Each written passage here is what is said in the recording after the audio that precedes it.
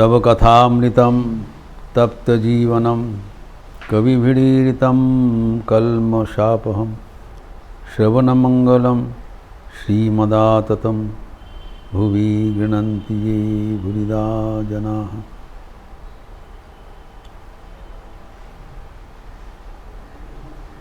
भाव अवलंबन करते हुए भगवान को पुकारने के लिए श्री रामकृष्ण भक्तगण को उत्साहित कर रहे हैं। नंद बसु का भवन में कोलकाता अवस्थित। तो हम लोग पंच भाव का उल्लेख किया था एवं ये पंच भाव नवदा भक्ति के अंतर्गत है। शांत दास्य सख्य वात्सल्य तक हो गया और सब भाव का ही अंतिम जो परिणति है वह है इष्ट के साथ, ईश्वर के साथ अभिन्नता।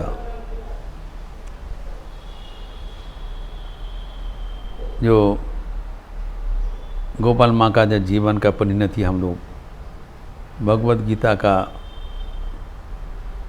जो श्लोक उद्धृत करके हम लोग उसको उपस्थापित किया था। Compare scriptural injunctions and her life, तुलनामूलक भगवद गीता का जो 631 में जो लिखा है, भगवान कहते हैं अर्जुन को सर्वभूतास्थितम जो माम भजति एकवत्तम आस्थितः सर्वथा वर्तमाने भी स्वयोगी मयि वर्तते। जो मैं तो सर्वभूत के भीतर विराजमान हूँ, लेकिन जो योगी इसको अपने भीतर उपलब्धि कर लेते हैं, वो जो कुछ कर्म करे कभी हमसे उसका विच्छेद नहीं होगा। We are ever connected, become universally tied with each other, एक हो जाते हैं। तो ये वात्सल्य भाव का जो आखिर बात होने के बाद हम देखते हैं और एक जो अंतिम जो भाव हो सकता है वह है मधुर भाव। यद्यपि भगवान श्री रामकृष्ण अपने जीवन में मधुर भाव साधन करते हुए प्रमाणित कर दिया कि ये भाव के माध्यम से भी भगवान को दर्शन करना एवं अतीब आनंद उपलब्धि करना संभव है। लेकिन ये भाव की कठोरता एवं भाव की शुद्धिता बजाय रखने के लिए जितने सावधानता अवलंबन करना चाहिए, वो देखते हुए ठाकुर साधारण भक्तों के लिए इसको निषेध किया था। हम लोग जब इसको चर्चा करेंगे तभी पता चलेगा कि ये भाव से भगवान को पुकारना कितना कठिन है, लगता है असंभव है। लेकिन फॉर थियोरिटिकल नॉलेज, जानने के लिए एवं वो हमारे सामर्थ्य के भीतर है या बाहर, ये भी तय करने के लिए इस भाग के बारे में थोड़ा बहुत चर्चा होना ज़रूरी है। It is not to follow but to convince our mind why we should not follow. नहीं तो हमारा आध्यात्मिक जीवन अधूरा रह जाता है। पहले तो कहा गया ये भाव सब बाकी चार भाव का समाहार है और ये मधुर भाव में भक्त भगवान को पति रूप में वो भक्ति करते हैं। एक खास बात है। ये हमारे सौभाग्य है कि स्वामी शारदानंद जी महाराज जब श्री राम को लीला प्रसंग प्रदान किए हैं, उसमें ये मधुर भाव के संपर्क में अनेक विस्तारित तत्व प्रदर्शन किए। इन द चैप्टर ऑफ ठाकुरेर मधुर भाव साधन, मधुर भाव क्या है, कैसे मधुर भाव को डेवलप होता है, क्या क्या करना चाहिए, क्या नहीं करना चाहिए, तो डिटेल डिस्कशन है। हम संक्षिप्त रूप से देखते हैं मधुर भाव का जो खास बात है कि जो परमात्मा है वो श्री कृष्ण एकमात्र पुरुष है, और ये जो दृश्यमान जो जीव जगत, जो प्रकृति, जो कुछ है, विश्व जो कुछ है, जो कुछ अस्तित्व है भगवान का छोड़कर, जो कुछ अस्तित्व है वो भगवान के प्रकृति रूप से माना जाता है। पुरुष और प्रकृति के मिलन से ही इस सृष्टि चल रहा है, ये खास बात है। और जो प्रकृति है वो उनका स्त्री भाव है, एवं जगत में भगवान को छोड़कर जितने जीव जगत है, जीव पौधा जो कुछ है सृष्टि में, वो सब प्रकृति का अंतर्गत है, वो सब प्रकृति का अंतर्गत है। एवं वो आपको जो एक स्त्री जैसे पति को सेवा करते हैं, वैसी जो कुछ भगवान छोड़ के जो कुछ जीव जगत जो कुछ है वो भगवान को अपना पति ज्ञान से सेवा कर सकते हैं। और वो सेवा के बाद वो उसके जीवन में क्या होता है, परिपूर्णता लाभ हो जाता है। और वो परिपूर्णता सब चारों बाकी चारों भाव का समान है, प्लस समथिंग एल्स। तो ये जो शांत उदास्य सख्य वात्सल्य है, उसमें से जो भगवान के साथ करीबीपन, भगवान के पास आत्मसमर्पण एवं आनंद, सब कुछ सम्मिलित रूप है मधुर भाव। जैसे कि मधुर भाव में जो प्रेमी का जो कृतदास जी से सेवा करते हैं, इसको प्यार करते हैं कृतदास जी से, दास्य भाव का चरम उनका समर्पण। फिर अपना अंतरंग मित्र का जैसे कैसे उनको काउंसलिंग करना, उनको मूल बात है कृष्ण सुख में सुख माना। एक है कृष्ण एकमात्र पुरुष, बाकी सब प्रकृति। दूसरा है कि कृष्ण सुख को ही हमारा सुख रूपे मानना, ये प्रकृति का बात है। एवं अपना सर्व प्रकार स्वार्थ कृष्ण के लिए जलांजलि देना, अपने लिए कुछ नहीं रखना, कृष्ण सुखी सुखी होना एवं अपने लिए सब कुछ समर्पण कर देना, यही है मधुर भाव का साधन। तो ये जो वात्सल्य जैसे हुआ, सख्य अपने बंधु समझकर, मित्र समझकर, जैसे कि माँ संतान जननी को खिलाते हैं, वो बहुत प्यार से जिनको प्यार करते हैं उसको भोजन का और दृष्टि रखते हैं, उनको खिलाते हैं पिलाते हैं। तो एक अद्भुत एक मधुर संपर्क होता है जो कि अनूठा है। इसमें माना जाता है कि एकमात्र श्रीमती राधा रानी ये मधुर भाव का जो साधन का एक अक्षरिक अर्थ में सही ढंग से पालन किया। It's not meant for all, ये अतीव कठिन एक भाव है, इसका पूर्ण विकास हुआ था श्रीमती राधा रानी का। इसका उल्लेख भागवतम में है। एवं उनके सखीगण भी उनका अनुसार श्री कृष्ण के प्यार किया था। और जो उनकी जो विवरण दिया गया है, राधा रानी का जो विवरण दिया है वो एकदम अनूठा है। ये आश्चर्य है कि इसे आपने सब कुछ श्री कृष्ण के चरणों में समर्पण कर दिया। तो अभी वो जो राधा रानी का भाव परवर्ती काल में एकमात्र श्री चैतन्य देव के जीवन में देखा गया। मानो भगवान स्वयं राधा रानी का रूप परिग्रहण करते, भगवान राधा रानी का भाव आपने ओर लेते हुए जन्म ग्रहण किया। नाउ जो वृंदावन में जो श्री कृष्ण का लीला,